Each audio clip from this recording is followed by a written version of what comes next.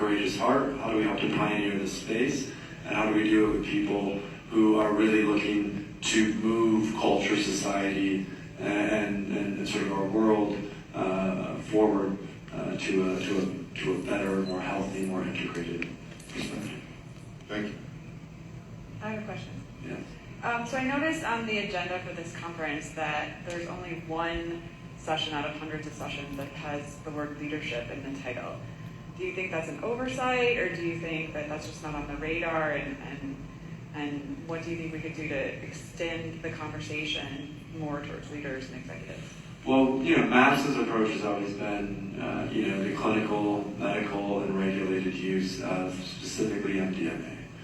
And so when we're looking at the executives or the tech CEOs or the high performers who are interested in psychedelics, I think there can be a little bit of hesitation around the sort of capitalist lens in working with psychedelics. So I interviewed Christian Angermeyer yesterday for the podcast, the conscious billionaire financier of Italian Compass, and he brought this up around how a lot of people who work with psychedelics tend to have very left-leaning values and principles, and that psychedelics are they don't necessarily come with those values, and that as this bridges more into a mainstream, there's going to be more and more folks who are interested in looking at psychedelics from a leadership lens. Now, I think the key is how we define leadership. In the past, we've always thought of leadership as leading from the front.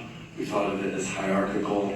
We thought of it as being maybe overly masculine. And I think the opportunity with the overlap of psychedelics and leadership is to reframe it as stewardship, and to look at how are we taking care, how are we listening, how are we being with, and how can we really guide from that place, from the back, rather than the front.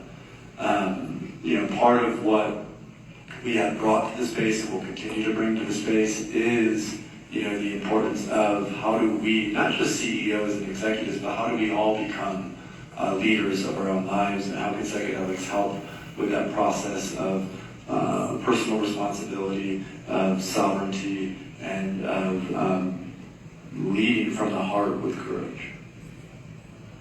I have another question. Okay. So they showed a short interview with